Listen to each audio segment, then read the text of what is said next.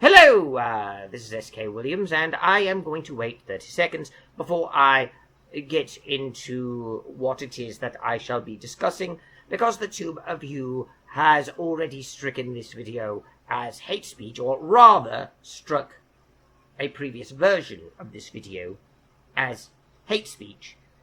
And I have since contacted the tube of you and finally got a hold of human operators, but it is 3 weeks late. I shall be discussing an issue of political significance. I don't usually like delving into politics, but this year is an election year in America, and this year also has the downside of being a very historical one with a lot of upheavals.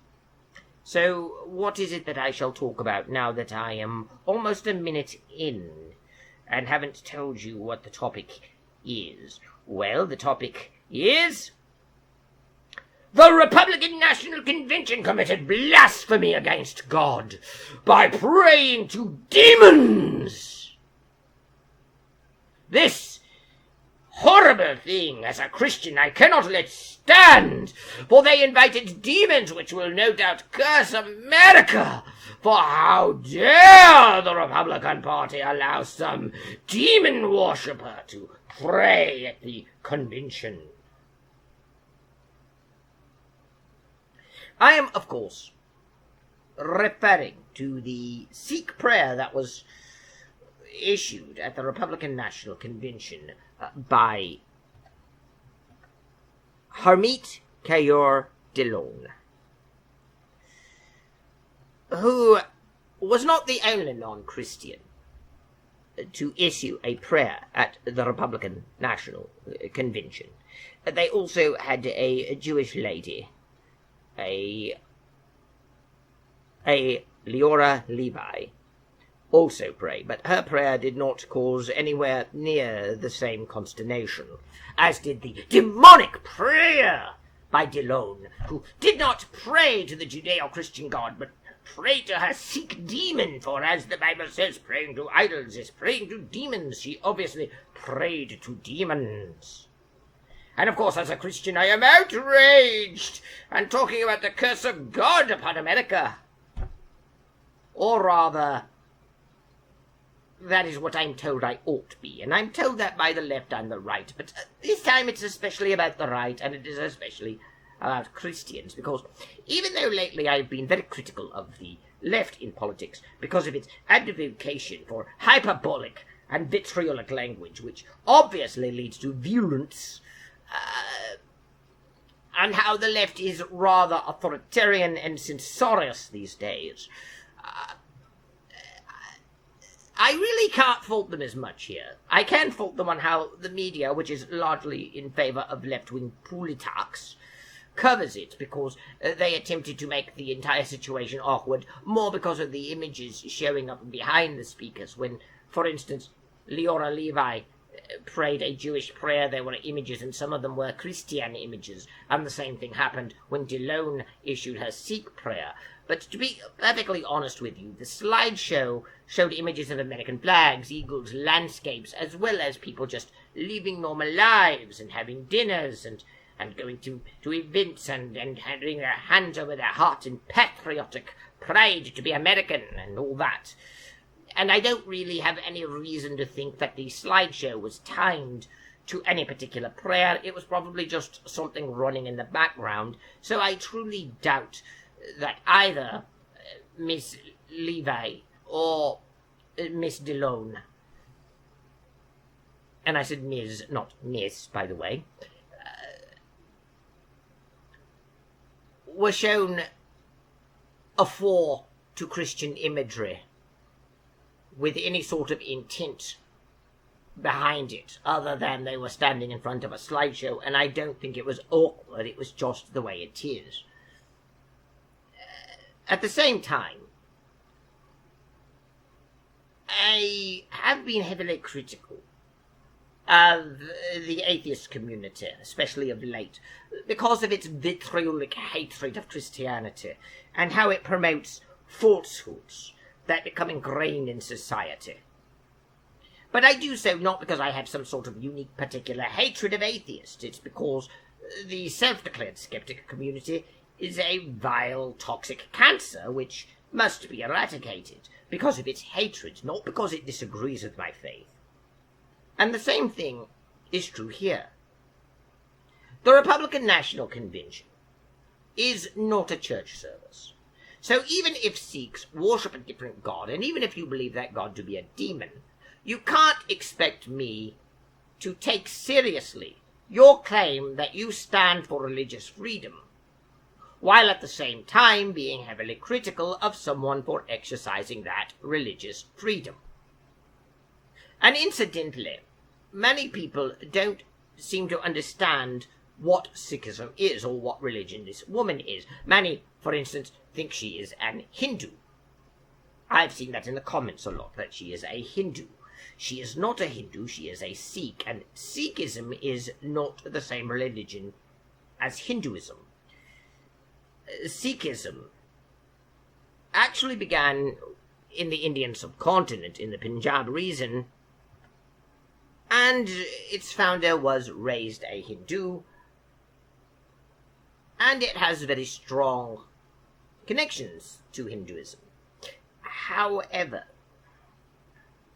Sikhism also has heavy Islamic influences and can be seen as a bit of a fusion between Hinduism and Islam, albeit one that puts its own understanding of things onto the topics, following the gurus who helped found it, like Guru Sant.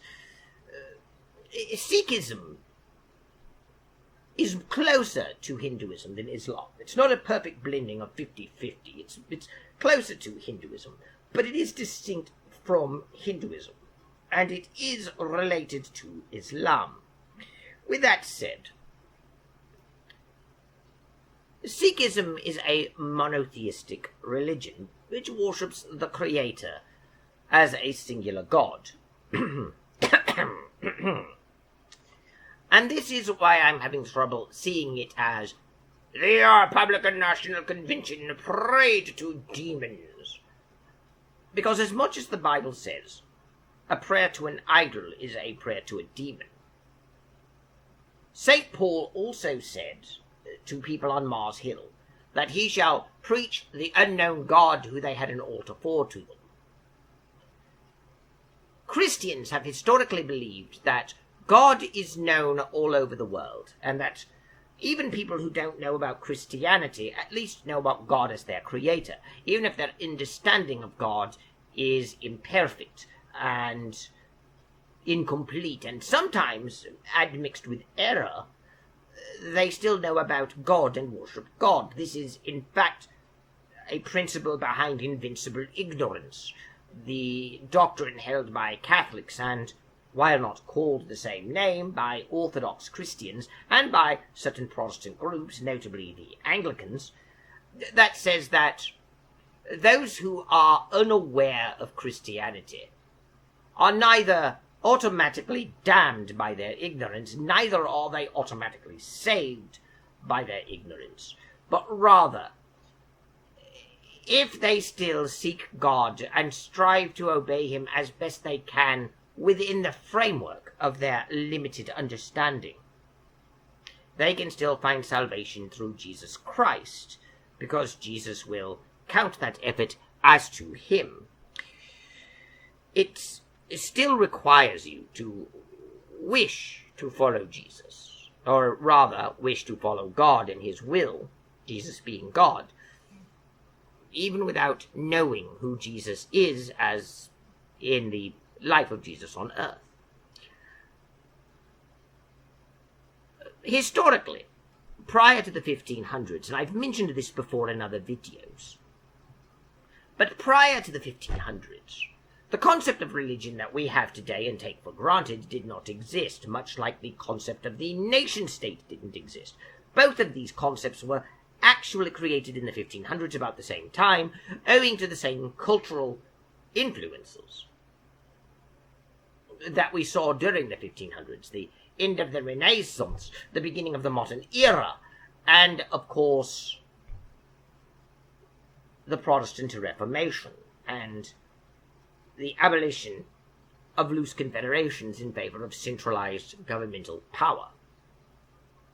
Indeed, some historians believe the Protestant Reformation gave us the political situation that led to nationalism, whilst others believe that the desire to centralize government power led to the Protestant Reformation, while others believe it was a more complex interplay where the ideas that went into one influenced the other, and vice versa, so that they contributed to each other. But one thing is known, and that is that during the Protestant Reformation,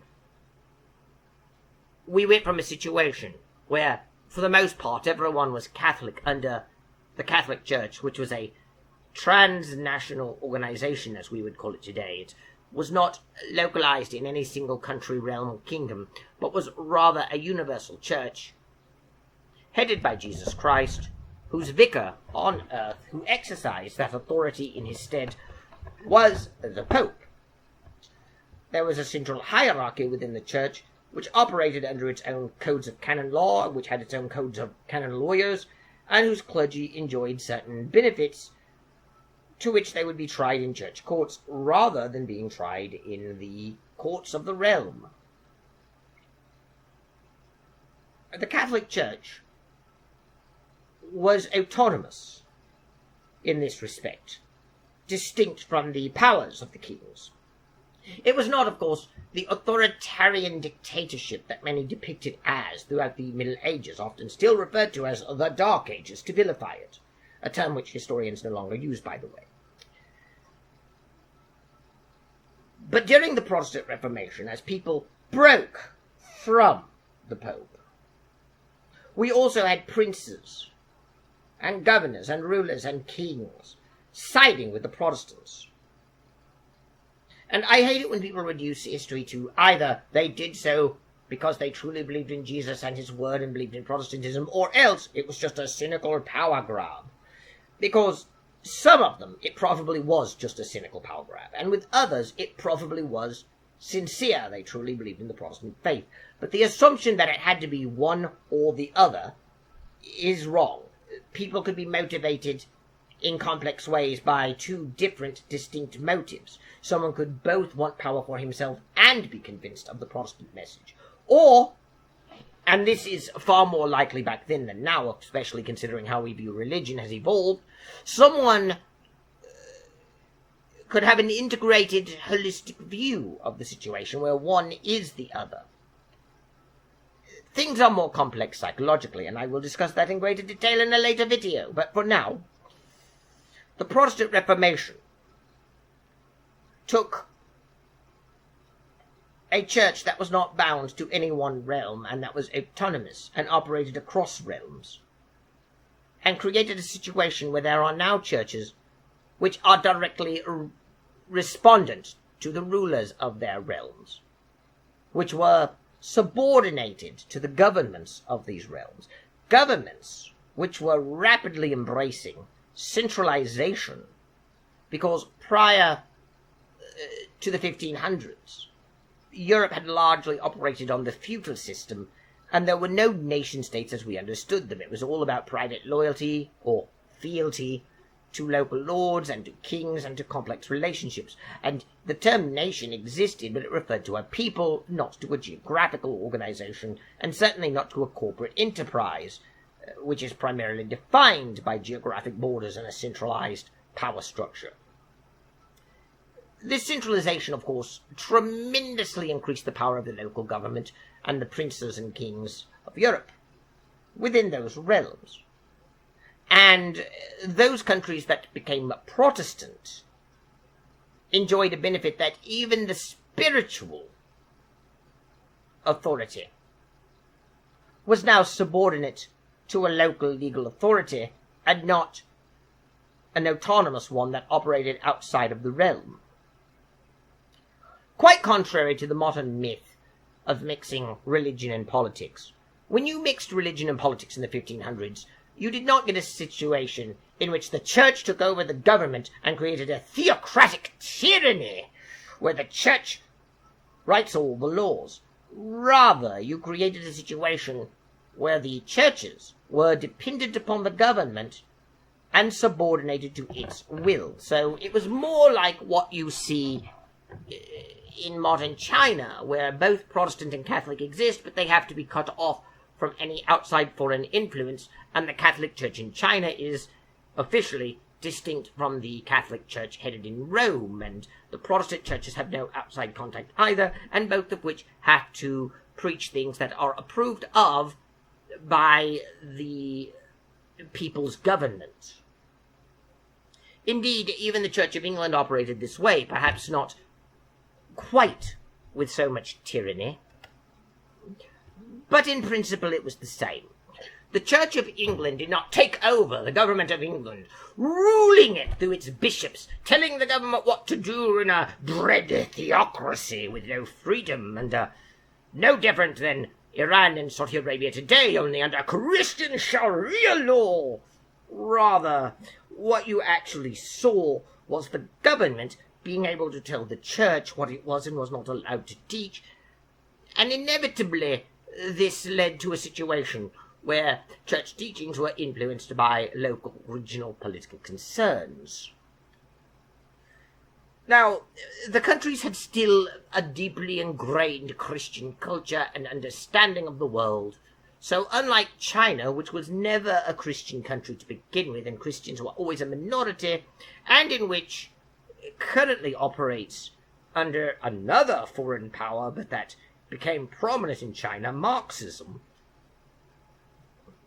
which is actively hostile toward what it sees as religion. The princes in Europe did not actively seek to undermine Christian faith, and in part that was simply to maintain social order, but also because they did, at least to some extent, view themselves as Christians, and most of them were sincere, at least in believing themselves to be Christian. That is the entire point. They were Christians. So they did want to preserve Christian teachings. But it was beneficial to the local lords if the church supported their political aims. And that is what you usually see when you mix religion and state. You don't really see the religious bodies taking over the government. You see the government taking over the religions. In fact, James Madison's oft-quoted but little understood remonstrance for Virginia. I am butchering the name intentionally. You can look it up, though. It's often quoted by atheists to prove that Madison was not a Christian and hated Christianity. But the quotes are out of context and often have those little dots connecting things. And the truth is, Madison was himself a Christian. He was an Anglican. And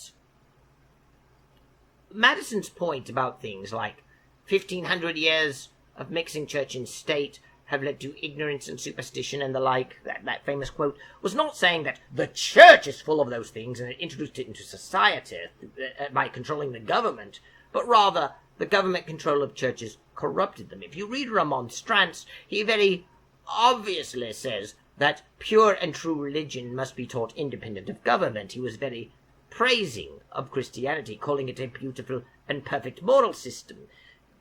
But he thought that allowing the government to control the religion corrupted the religion. He never thought, however, that it was the other way around, where the government was being controlled by the religion, because that was not what he lived through. He lived in a time with the Church of England, and the Church of England never ruled the government of England or the colonies, but rather the established church was under the control of the government and had to do what it said. And the reason I'm bringing all this up is because both conservatives and liberals, both atheists and Christians alike in America, seem not to understand these issues. Which brings me to the main source here. The praying to demons at the Republican National Convention. I don't think that Sikhs pray to demons. Sikhs worship one God, the creator of the universe. And whether I agree with everything that the Sikhs believe or not is irrelevant. I have no reason to think that the God that the Sikhs are praying to is a different God. Simply being a different religion does not make it a different God. Simply being a religion that came from a different tradition, like Hinduism, does not mean it is a different God. If I am serious in believing that God exists, then I must also be serious in thinking that God can make himself known to people outside of Israel. And I do believe that. I believe that the Sikhs worship the same God Christians do. Not because the religion owes necessarily to historical origins of it, although it does to an extent in this case, because Sikhism did come from Islam, but also because of what St. Paul himself said. It isn't so much that people are ignorant of the existence of God, or that they're worshipping a different God if they're in a different religion. It is that they see and know and feel and experience God, but then explain God within their own tradition, within their own cultural understanding. And while they may get some things wrong, I'm not so arrogant as to think I get everything about God right myself. And I don't really think Sikhs worship demons. I also don't think it matters in this case. The Republican National Convention was not a church service. It was not a Christian convention. It was not a Christian event. It was not even a Judeo-Christian event. It was a political event. So, the question then becomes, do we believe in freedom of religion? And my understanding is this. Not that many people would care about my understanding, mind you. People should be free to express whatever beliefs they have. I include even atheists on this, with one caveat, which is why I'm critical of atheists. If you're at an event like this, you should not alienate people, as the Olympics did. You should not alienate people by being insulting towards their religious beliefs.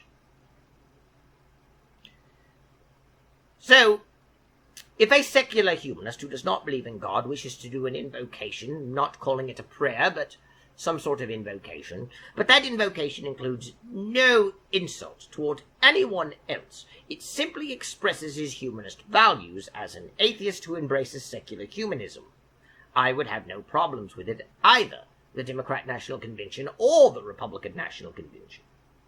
If a Wiccan wished to express his or her beliefs in Wicca and neo-paganism, and wished to pray to the goddess,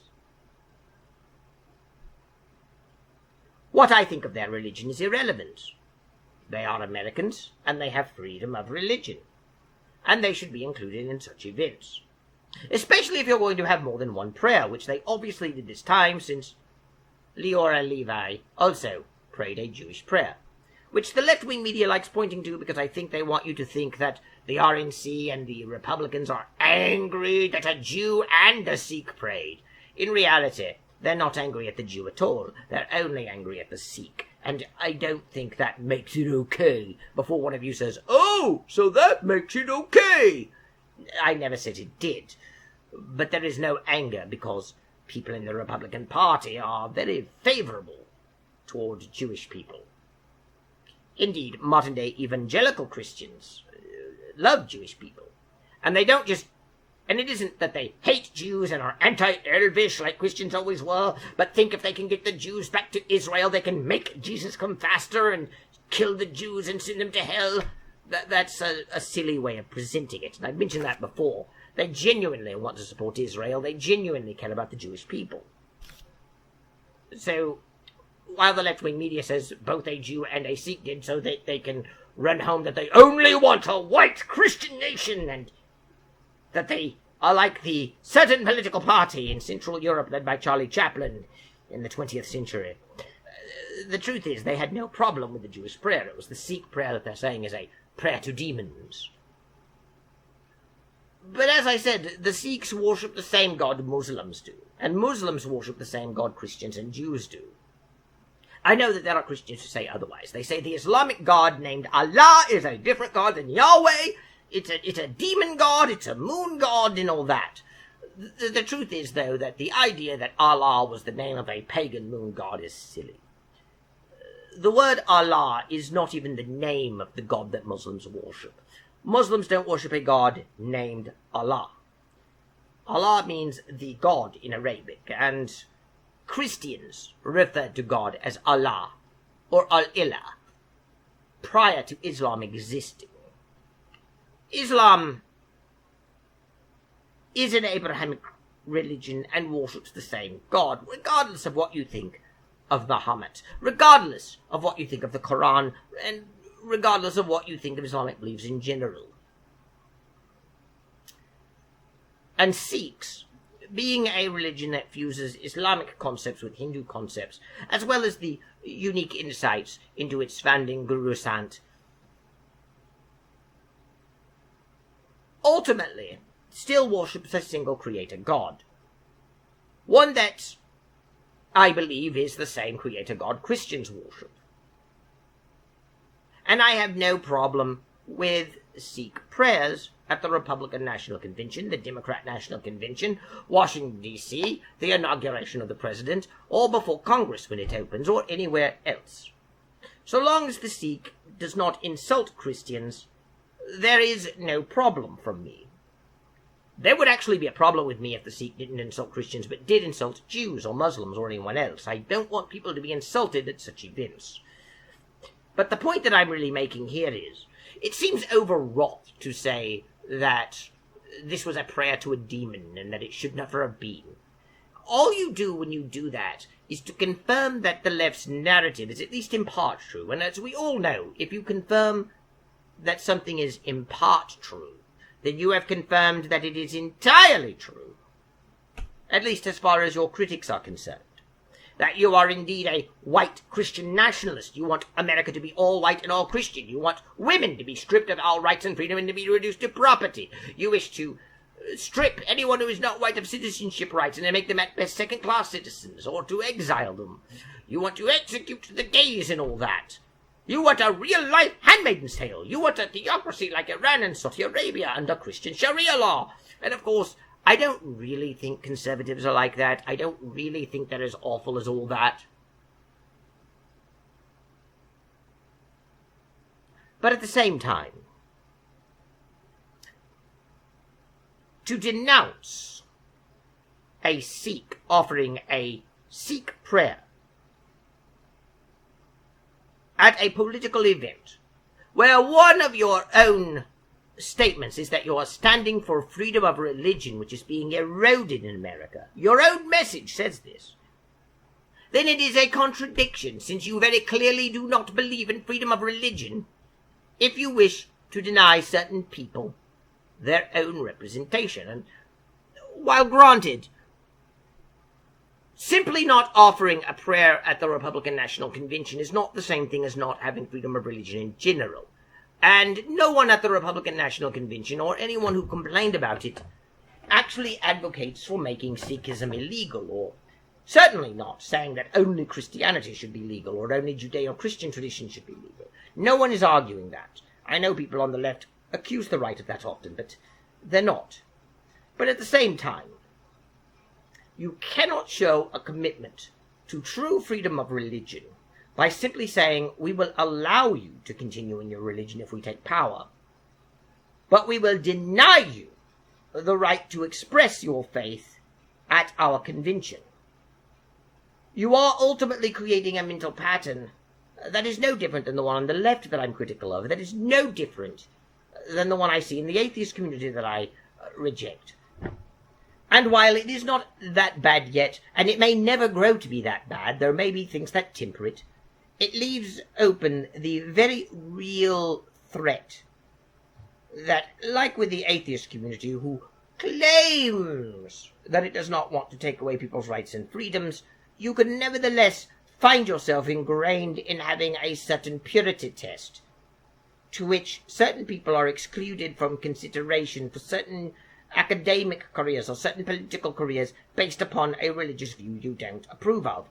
So that even if you do not officially say only Christians and Jews may work this job, you may still end up saying, well, we got 10 applicants. This one was a Sikh. We won't accept that one, but it won't look like we're discriminating.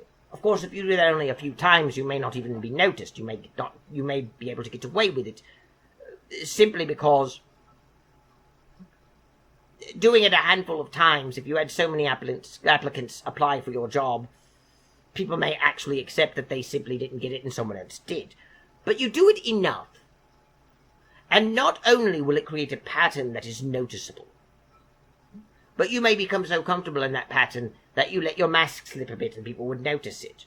And do we really want an American society which says that you are free to practice your religion, but if you do, you will be marginalized by those in power. You will have to stand over there in silence. We don't want to look at you. You cannot work our government jobs. We are uncomfortable having you around. Obviously, a Sikh has a right to their religion. But if we are serious about freedom of religion, we must therefore allow at political events an expression of those religious beliefs, whether we share them or not. And nothing in this woman's prayers were objectionable from the point of view of a political rally. And again, I am not judging it as a Christian looking at a religious service. If this woman was saying this in a church, you would have much more of a valid point. I would never want a Christian event to host such things, but that is simply because I wish to preserve the purity of the Christian faith within the context of Christian services. This, however, was not a Christian service. It is a political one. And as such, we must allow such displays because they are part of America. And a woman wishing to offer a Sikh prayer should be allowed to offer a Sikh prayer. A prayer asking God to protect Donald Trump and to help lead America into greatness and glory and prosperity, to protect America from her enemies, and to bring the people of America into prosperity and happiness, should not be controversial simply because a Sikh said it at the Republican National Convention. Such a prayer is what we need. We need people praying for America to be better, for God to protect America, for people to be prosperous. And simply saying she's praying to a demon, well, what difference does it make if she prays to a demon at the Republican National Convention or prays to a demon at home? She's still praying to a demon, and do you really think the demon's hands are tied if she prays at home, but the demon is unleashed if she prays at a convention? I know some might say that this is sort of what actually does happen, since while she's praying at home, she's worshipping demons at home privately, but this is a way of bringing it into the Republican Party and possibly all of America, that her prayer means that demons now infest the Republican Party, but it seems rather a stretch when you say it that way. Because in the end, even if we accept the premise that Sikhs worship demons and that she was praying to a demon, are you honestly saying all of the Christians and all of the Jews who are attending the Republican National Convention are now going to be under demonic influence based purely on a single prayer prayed at the Republican National Convention? And again, my actual position is not, Sikhs worship a demon. She prayed to a demon. I fervently disagree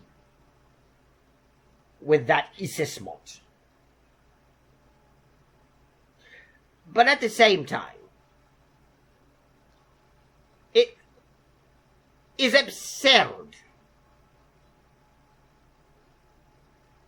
to think that at an American political rally, people should be bound purely to Christian beliefs. That is not telling the world that you believe in religious freedom. It isn't even telling the world you believe in religious freedom if it's Christians and Jews, with Christians of any variety and Jews of any variety being allowed. No, you must allow atheists, you must allow Sikhs, you must allow Hindus, you must allow Muslims, you must allow Taoists, you must allow Shintoists, you must allow Buddhists, you must allow Wiccans and neo-pagans. You must allow Native American religion. You must allow these things, because they are just as American as anyone else and have just as much right. And if all they're doing is praying or offering thoughts and wishes for protection of the presidential candidate and potentially the president should he win, and if all they're doing is asking for prosperity on the Republican Party and prosperity on American people in general, and for God's protection in America, and for God to restore America of any issues that it has, then what they are doing is good, because their intentions are good.